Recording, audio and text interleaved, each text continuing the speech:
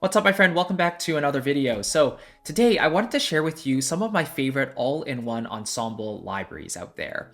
And I know there are quite a few libraries that basically cover the orchestral realm on its own. So basically a lot of stripped down libraries that categorize the entire orchestra into one box, and those are extremely useful for composers who are just starting out, right? Things like Berlin Orchestra Inspire, or the Berkeley Orchestra by Orchestral Tools. Spitfire Symphony Orchestra is now in one package. Project Sam has their free orchestra. There are just plenty of options out there for starter packages for orchestral music.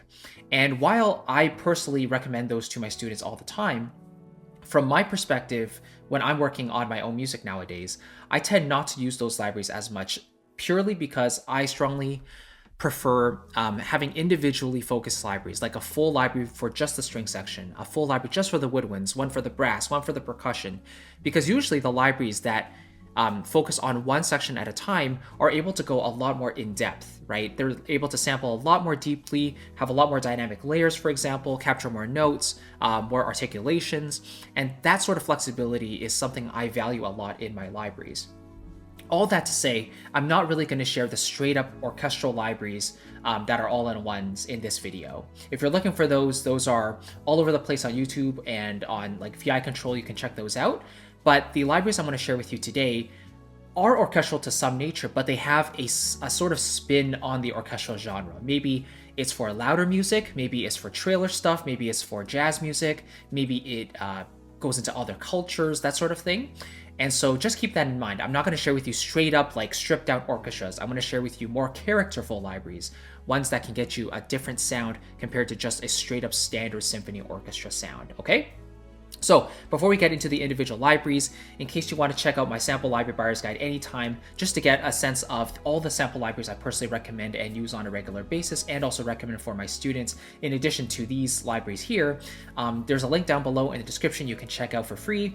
It's a PDF guide that's very comprehensive. I've literally gone through and shared almost all the libraries I use on a day-to-day. I've included how I use the libraries, including the prices for the libraries, so you sort of know what to expect when you go into the sample library market and get, if you want my thoughts on them, then it's all down below in that document that you can grab for free. So just treat that as a little gift for watching this video today, and I hope it adds value to you. I hope it's helpful.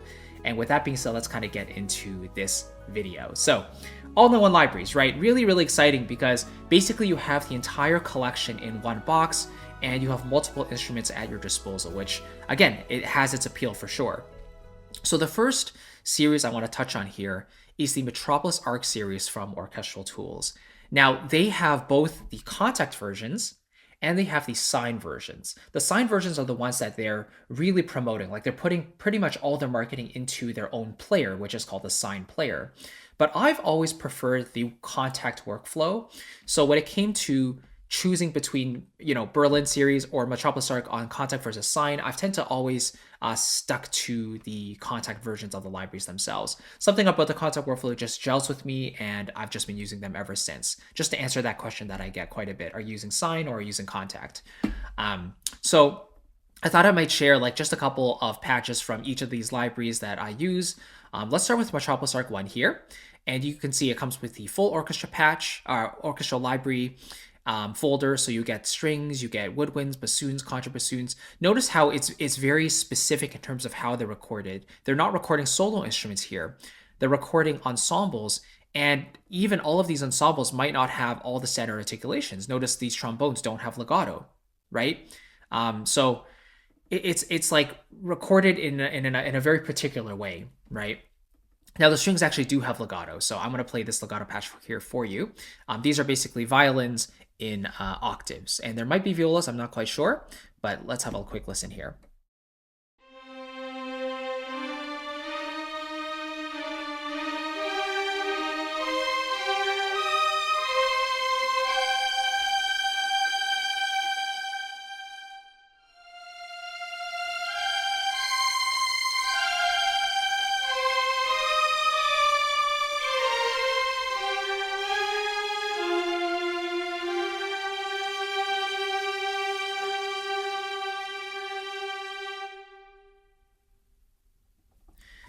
Right, so you hear the raw detail in those strings, like how they're really gritting, like the performances are very gritty, right? Like they really tug on those strings. You get a very passionate sound, and that's really the vibe of Metropolis Ark 1. It's a very strong forte focused library.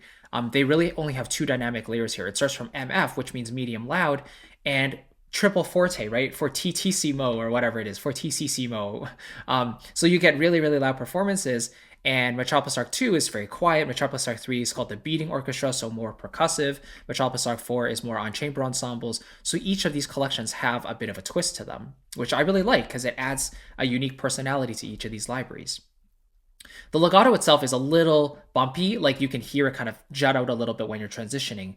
But I think in the context of a fuller mix, you're not really going to notice it as much. I'd actually rather have the transition be a little more prominent so you can hear sort of that glide or that slur between the notes than too quiet and it almost sounded like a sucking effect. Here's another one. Let's hear the trumpets A4 staccatissimo.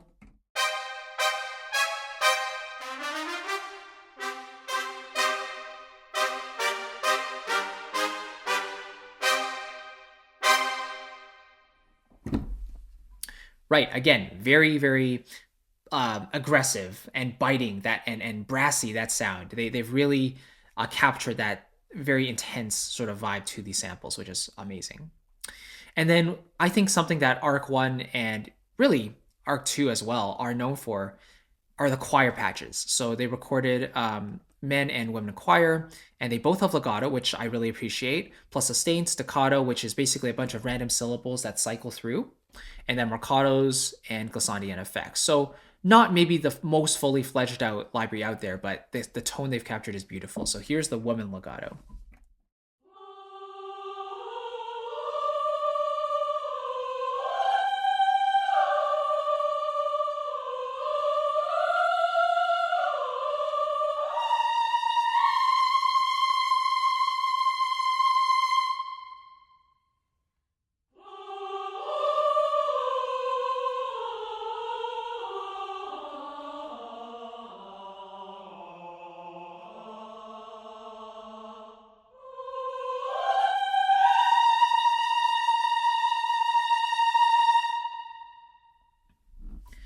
Yeah, probably my favorite choir sound out there right now. And it's hopefully just a matter of time until Orchestral Tools puts together a Berlin choir library. I know a lot of people are clamoring for that, and I'm definitely in that boat as well. So really, really cool stuff with the Metropolis Ark series. I'm probably using 1 and 2 the most. Mainly 1 and then 3 as well, sometimes for the percussion ensembles and also for the, let me find it really quick here, the percussion ensembles. No, not percussion. The orchestral ensembles. And I really like these string shorts. So that would be the beating orchestra. I think here, let's see, string orchestra. Yep. And then staccatissimo. No, not that one. Sorry. Orchestral sections. There we go. Low strings. I usually go with the low string staccatissimo in a lot of my music. If I really need that biting grit, these are recorded in octaves. So it sounds really cool as well. Okay, let's move on to another collection. And this one's a little different. This is the Time series from Orchestral Tools as well. Notice the interface, the GUI is very similar, as they're made by the same company with the same aesthetic. So these libraries, Time, they're focused a lot on what they call orchestral sound design. So they take the orchestra, and instead of heavily processing it, they have them play in very unique articulations, and they layer a lot of different techniques together and sort of play in unconventional ways. So just to show you one example here, under the single instruments, you can see we have the orchestra, and they have the full orchestra, string orchestra, etc. with woodwinds, but they have these different names to them: flowing fists, air, chatter, shadowy. So you can sort of get a sense of how these patches might sound when they're played together. So here's the full orchestra air. Let's have a listen.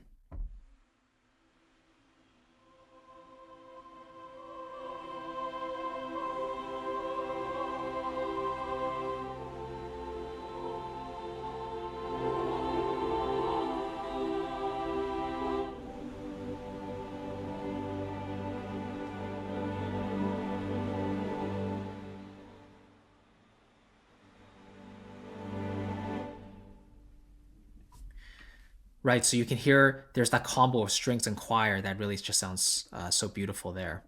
Let's see if we can maybe pull in one more patch here. So let's hear Decelerate Time. Let's replace the full orchestra air patch there. So let's have a listen.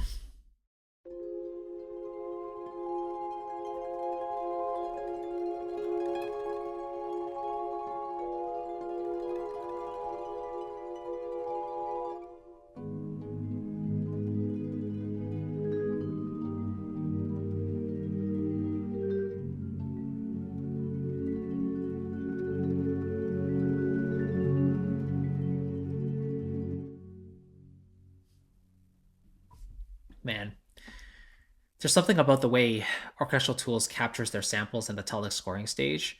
Man, the fidelity, the sound quality is just stunning, seriously. And I don't use that word often, but I truly believe it applies to these libraries. Now, I do also appreciate that it's not the entire library that has these sound design sort of approaches. As evidenced by this mixed choir here, they just have regular sustains, ahs and oohs and z's and n's, different little syllables, I guess you could say. But I use this choir actually the most when I just need a standard ooh sort of choir pad. So let's have a listen to that.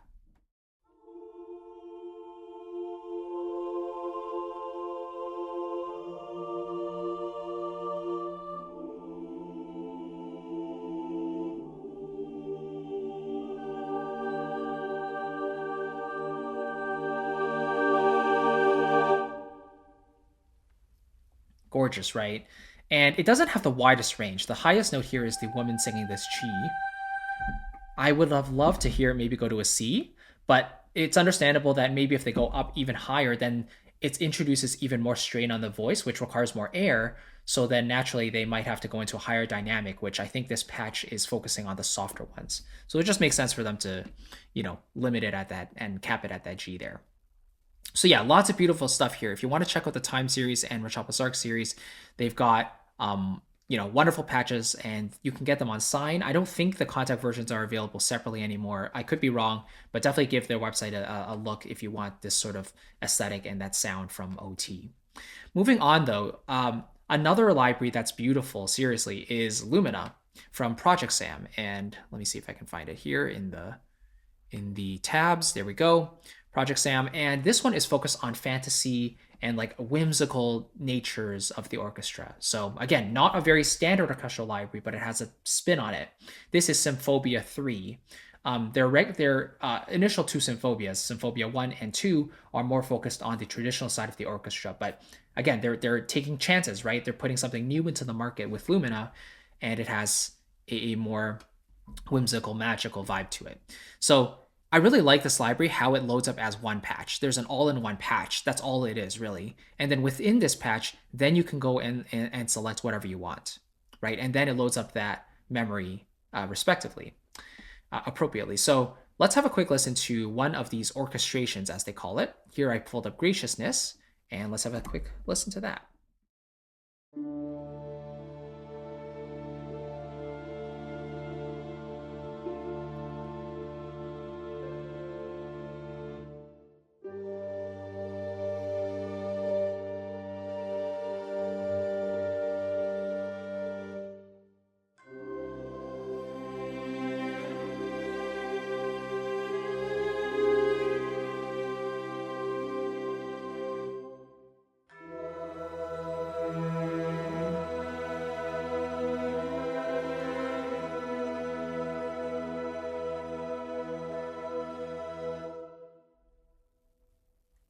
Right. Absolutely beautiful. Now you might be thinking, okay, so that sounds great and all, but it feels like it lacks a bit of flexibility if all of these sounds are kind of just recorded together and there isn't individual control over the multi-samples, right? Like I can't play one note at a time for these orchestrations, which totally valid, right? And so they actually have the individual sections which you can play with as well. Probably not as deeply sampled as a regular sample library as you might expect, but they still give you some options there. And they have lots of great legato instruments here too, which we can listen to in a second. But what's also cool within this orchestrations patch is that you can choose to isolate just the strings or just the choir, just the winds, piano, harp, percussion. So you can listen to the sections individually if you only need, for example, the strings. Sounds like this.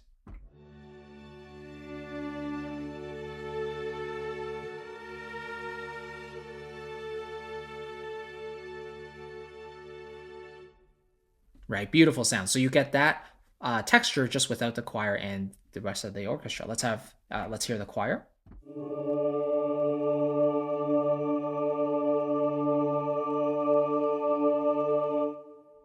And let's also hear that texture with just the wind's piano harp percussion.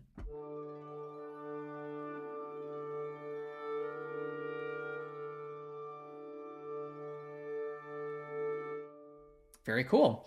So that actually gives us a little bit of insight. We hear how the cellos playing that melody, do do do do. It's actually doubled with the clarinet, playing that same line basically, right? So it adds a bit more body and texture to that sound.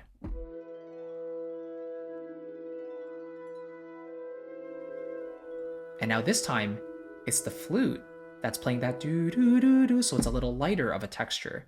But this, I mean, yes, orchestration books and watching tons of YouTube videos is certainly helpful, and there are tons of great resources out there.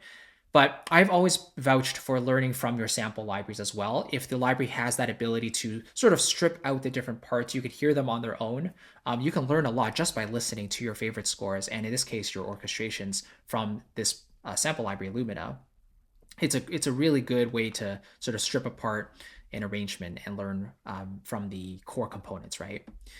Let's hear maybe one of these legato instruments here. So one I really like is the oboe. I think it has a beautiful musical performance in the samples, but the legato transitions themselves are also very smooth. So now it's loaded. Let's have a listen.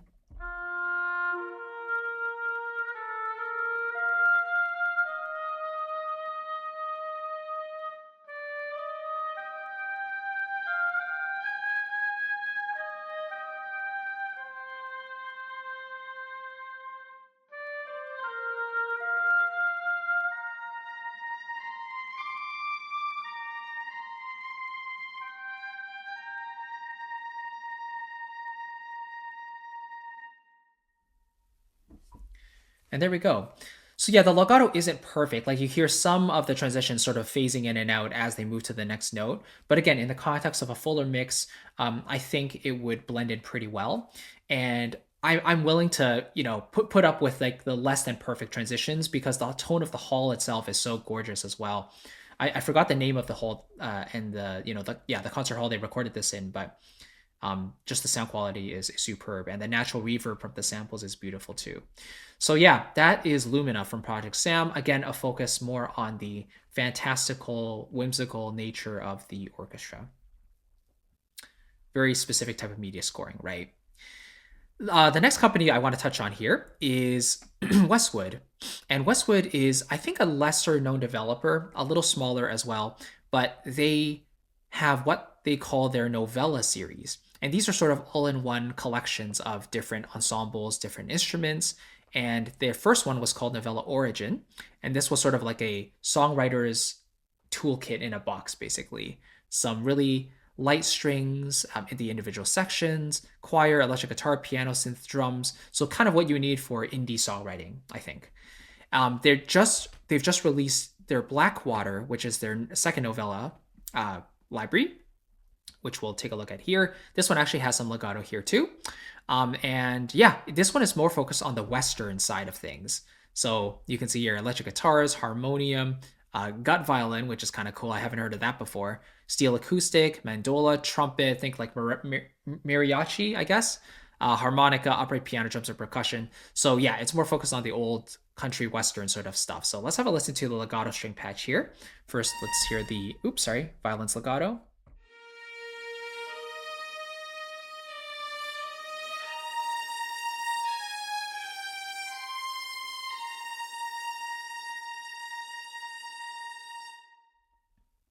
Yeah, very thin sound, but if you like that texture, you want it to cut through the mix, that will serve you really well. Let's hear the violas.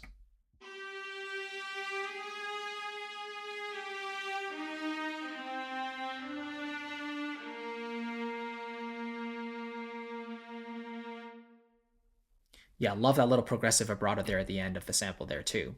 By the way, the legato transitions here are very seamless to my ear, at least. You can't really hear the transition or the slur being taped to the sustains. So it's a good approach for sure. Low strings, this would be in octaves.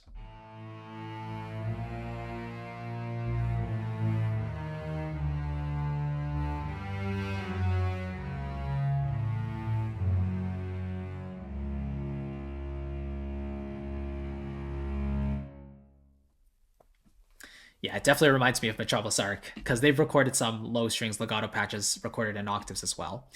So yeah, really, really beautiful. Let's hear the electric guitar. This one is the Outlaw patch.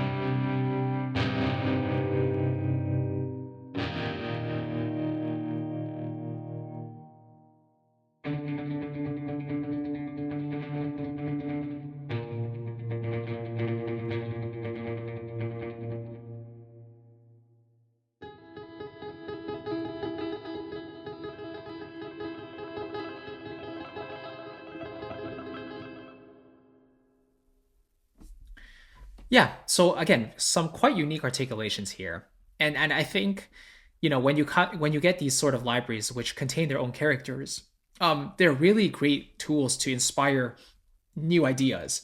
And I think that's sort of the new wave of sample libraries, the libraries that can really inspire new ideas in you and don't just give you the same old standard articulations over and over and over again.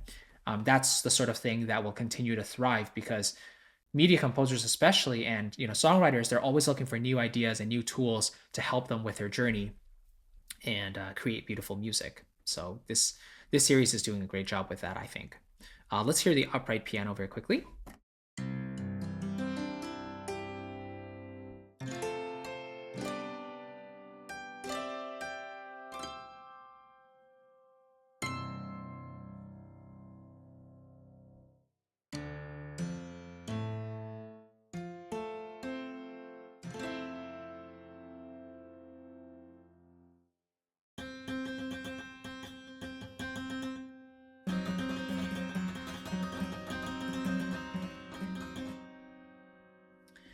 So very interesting, right? A very different approach to sampling.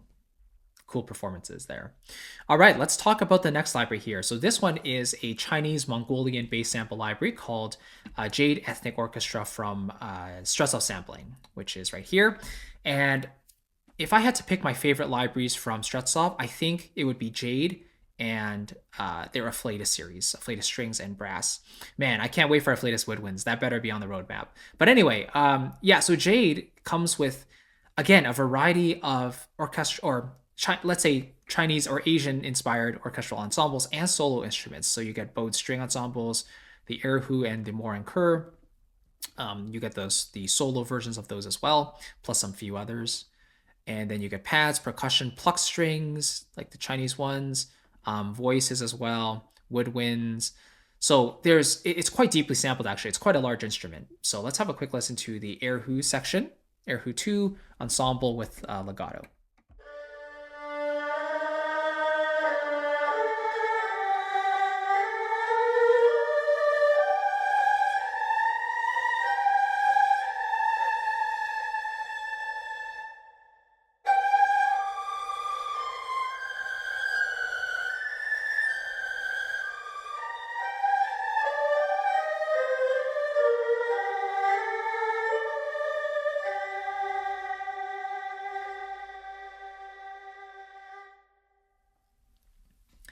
Yeah, and there's just a magical character that they've captured in the samples.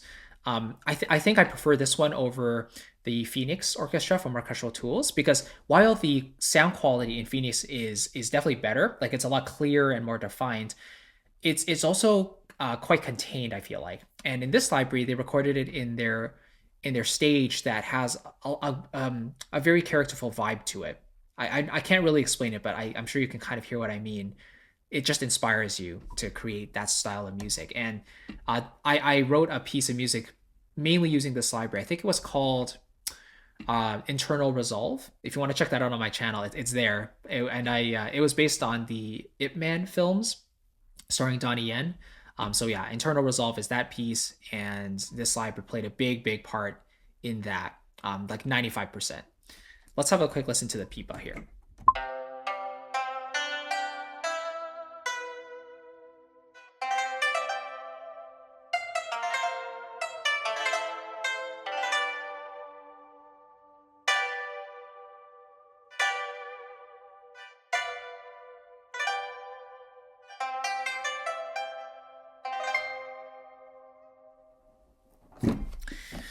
So in this patch specifically, we get the vibrato on the strings kind of controlled by mod wheel. So I'm assuming either the vibrato was like really recorded and it's just phasing or phasing between non-vibrato samples and real vibrato, or it's like a scripted vibrato that kind of increases as you push up the mod wheel there.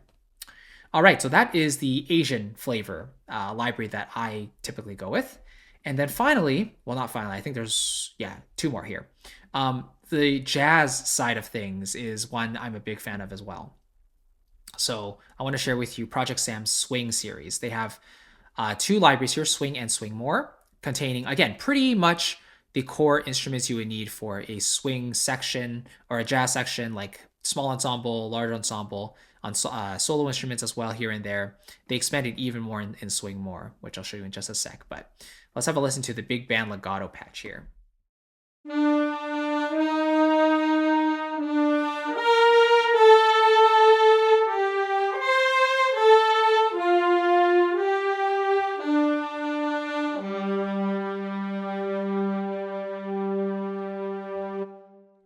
Right.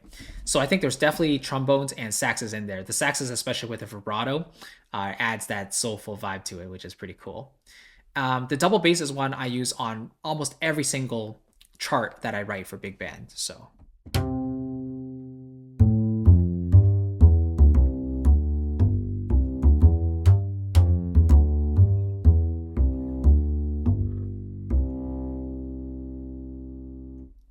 I mean, it's so good. Like to me, it sounds so cool. And when you hit super hard, you get a slap pluck.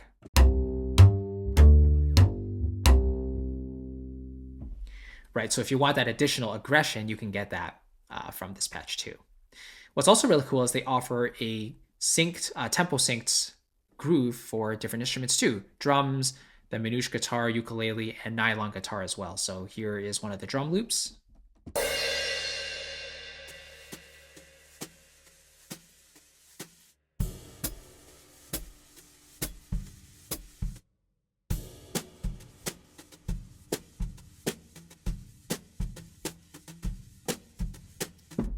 Right, so sort of some of your standard grooves when it comes to like lounge or like easy listening jazz standards sort of thing, using mainly like brushes. It sounds like, and these are tempo synced. So yeah, they're recorded at 100 BPM, but depending on what your tempo or the tempo of your project is, your BPM, it will manually adjust or automatically adjust to that tempo.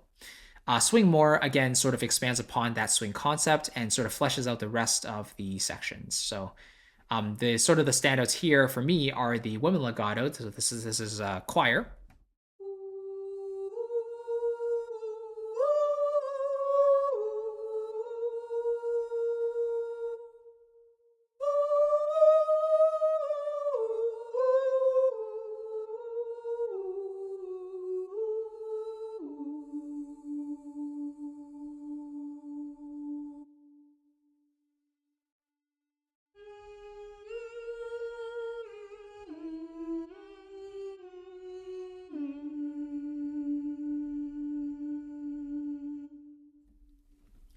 Beautiful. And then let's hear the swing piano, which I used for my track called Festive Feeling. I played the piano and the double bass in that chart, using the double bass from Swing for the double bass there. So here's the swing piano a little bit.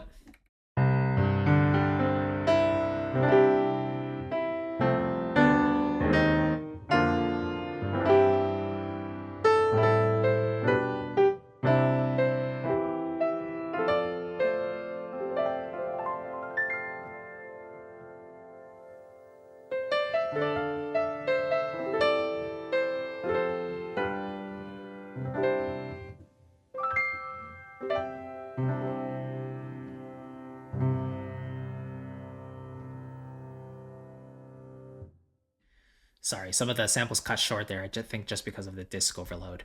I really like they include this sparkle knob as well, because it allows you to sort of treat it as an EQ. Like if you want it a bit darker, you can pull it down. If you want it a bit brighter to cut through the mix more, you can turn that sparkle knob. One that I typically use for the drums, actually.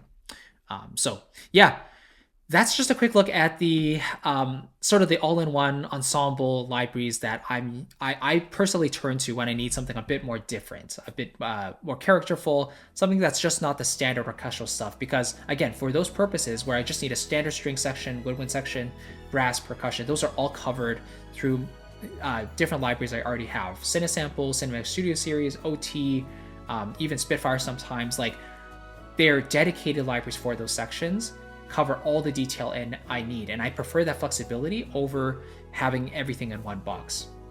The only time I prefer the all-in-one libraries really is when I want something a bit different, and I don't want that like huge amount of detail in that genre that I'm writing, but I just want the core instruments and the articulations that I would need for that particular genre, like let's say 80-90% of the time. And these libraries that I shared here really give me that aesthetic and the vibe that I want whenever I'm trying something new in that respective genre. So hopefully that kind of makes sense. Let me know if you have any questions. I know this was a little bit of a longer one, but you know, sample libraries are super fun. I hope you got a kick out of this, even though it was a little bit longer. But again, let me know if you have any questions below. And if you want to check out my sample library buyer's guide, check out my regular recommendations for the standard stuff as well, then that's down below in the description. Again, you can grab it absolutely free, and it's a comprehensive guide going over all the libraries that I would recommend, utilities for those libraries, the pricing, everything you need to know before you make a purchase decision. So I hope it's valuable to you. It's helped a lot of my students, I think thousands at this point. So I would love for you to have it if you don't already have it. So thank you so much for watching. I'll catch you in the next video, and I'll see you very soon. Take care.